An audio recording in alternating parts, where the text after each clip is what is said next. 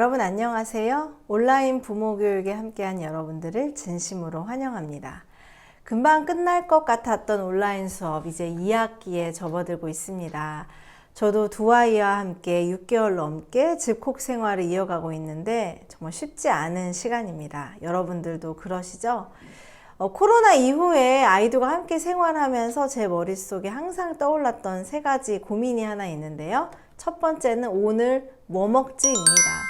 삼시세끼 아이들 밥을 챙겨주는 거 정말 어려운 일이죠. 그 다음에 두 번째는 아침마다 해야 하는 자가진단인데요. 저는 머리가 나쁜지 아침마다 자가진단을 까먹기가 일쑤였어요. 그래서 담임 선생님께 정말 전화를 많이 받았습니다. 그 다음에 세 번째는 새로운 수업 방식인 온라인 수업 방식입니다. 특히 저는 올해 둘째 아이가 초등학교 1학년에 입학하면서 아이와 함께 학교 수업을 진행해야 하는 일들이 정말 힘든 일이었었는데요. 하지만 그 중에서도 가장 힘들었던 것은 바로 아이의 생활 습관을 잡아주는 일일 것입니다. 일단 학교에 가지 않으니까요. 아이들 늦잠 자는 거 일쑤죠. 그리고 스마트폰 종일 옆에 끼고 삽니다. 그리고 형제 자매가 함께 지내는 경우에는요. 종일 집에 붙어 있다 보니까 서로 싸우는 일이 비일비재하죠. 쫓아다니면서 말리고 또 혼내고 잔소리하고 정말 전쟁터와 같은 일상의 연속입니다. 그래서 오늘은 여러분들과 함께 지금 이러한 상황을 보다 현명하게 지낼 수 있는 방법이 무엇인지 살펴보고 이렇게 어려운 상황에서도 우리 아이에게 길러줄 수 있는 이것에 대해서 함께 이야기 나눠보도록 하겠습니다.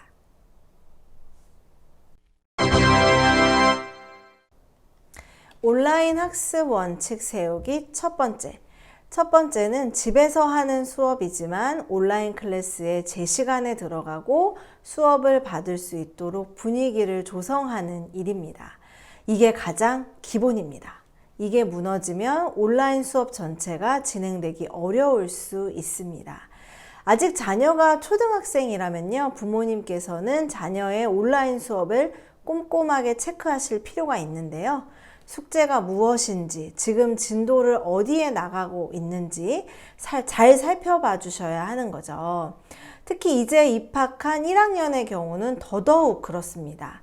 선생님을 만나는 시간이 적다 보니까 선생님이 꼼꼼히 아이의 학습 결손을 파악하시기가 어려운 상황이기 때문에 더더욱 부모님의 많은 관심이 필요한데요. 워킹맘 같은 경우에는 매일매일 수업을 체크하고 또 숙제를 체크하시는 것이 쉽지 않은 일일 수 있습니다. 그럴 경우에는 주말이라도 반드시 아이의 학습을 함께 체크해 주시고요. 국어, 수학 같은 기초학습의 경우에는 매일매일 복습을 하면서 학습 결손이 생기지 않도록 잘 살펴봐 주시면 좋습니다. 하지만 고학년일 경우에는 조금 상황이 다른데요. 이제 5학년쯤 되면 아이들이 스스로 학습 계획을 세울 수 있도록 옆에서 코칭을 해주시는 것이 중요합니다. 아이가 어떤 과목을 잘하고 어떤 과목이 부족한지 아이 스스로 생각하고 부족한 과목을 보충할 수 있는 방법을 조언해 주시는 거죠.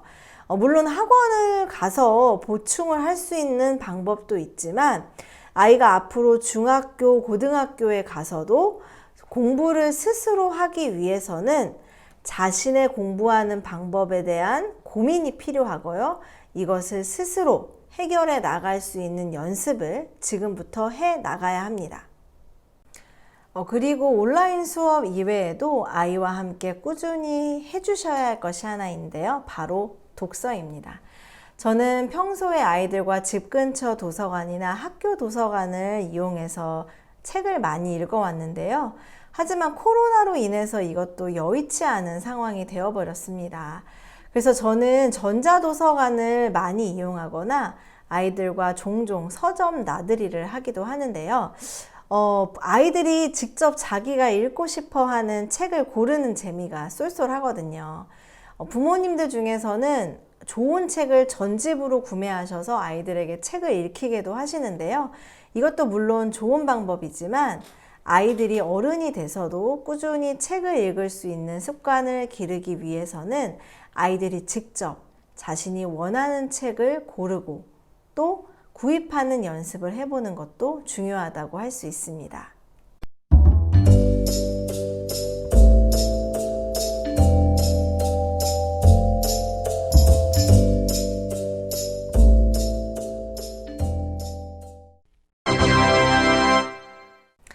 집콕 생활에서 가장 문제가 되고 있는 게 바로 스마트폰입니다. 집안에서 생활하는 시간이 길어지다 보니까 아이들과 놀아주는 것도 하루 이틀이지. 아이들이 집안에서 아주 손쉽게 재미를 느낄 수 있는 것이 바로 이 스마트 기기죠. 저 같은 경우에는 아직 아이들에게 스마트폰은 사주진 않았지만 온라인 수업 때 활용하고 있는 노트북이라든지 어학용으로 구입한 태블릿이 정말 골칫덩어리입니다. 스마트폰 기기 사용에 대해서는 부모님께서 아주 엄격한 원칙을 가지고 계셔야 합니다.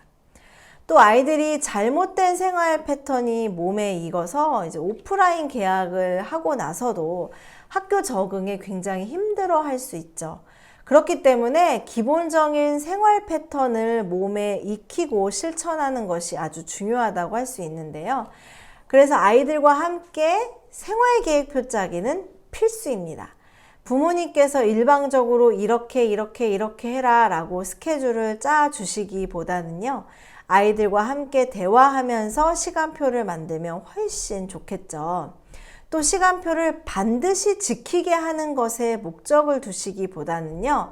아이들이 하루의 루틴을 몸에 익힐 수 있도록, 느낄 수 있도록 하는 것이 더 중요한 목적이라고 할 수 있습니다. 오전에는 내가 학습을 해야 되고 오후에는 놀고 저녁에는 책을 읽는다든지 내가 지금 무엇을 해야 하는구나 라고 아이들 스스로 인식할 수 있게끔 도와주시는 것이 중요하다고 할 수 있습니다. 하지만 기상시간, 취침시간은 정확하게 지켜주시는 것이 좋습니다.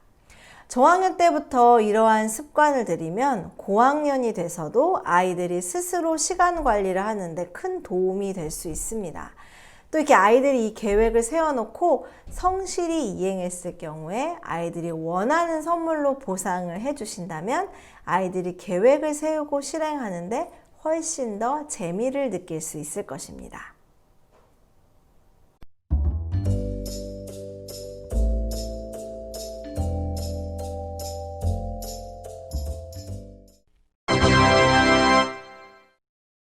지구상에서 가장 먼저 해가 뜨는 나라인 섬나라 키리바시에는 이러한 이야기가 전해진다고 합니다.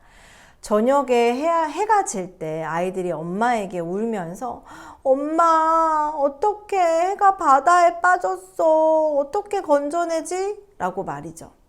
그러면 엄마들은 울지 마. 바닷속에 난쟁이들이 많이 사는데 그 난쟁이들이 밤새도록 해를 새로 만들 거야. 그리고 아침이 되면 그 해를 바다 위로 밀어 올릴 거야.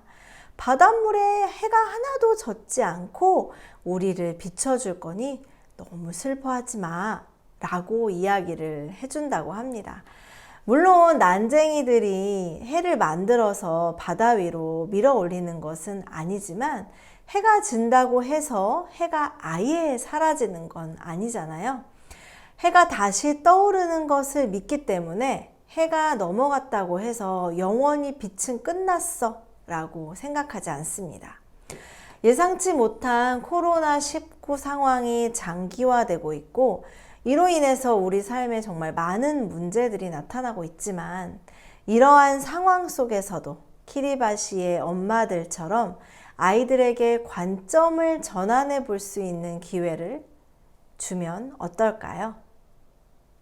아이들은 살아가면서 수많은 문제들을 만날 것입니다. 그때 가장 중요한 것이 그 문제를 어떻게 바라볼 것인가인데요. 어쩌면 지금 이 순간이 이 문제를 바라보는 관점을 연습할 수 있는 절호의 기회가 될 수 있습니다. 문제로 바라볼 것인가? 기회로 바라볼 것인가? 물론 이 코로나가 얼른 끝나서 정상적인 생활로 돌아가는 것을 우리 모두 희망하고 있지만요. 그 동안만이라도 아이들과 함께 숨겨져 있는 행복을 발견해 가시면서 아이들에게 이 시간이 절호의 기회가 될 수 있도록 여러분들이 만들어 주시면 어떨까요? 아이들과 부모님의 마음 모두가 건강해질 수 있는 소중한 기회를 만들어 가시기를 바랍니다.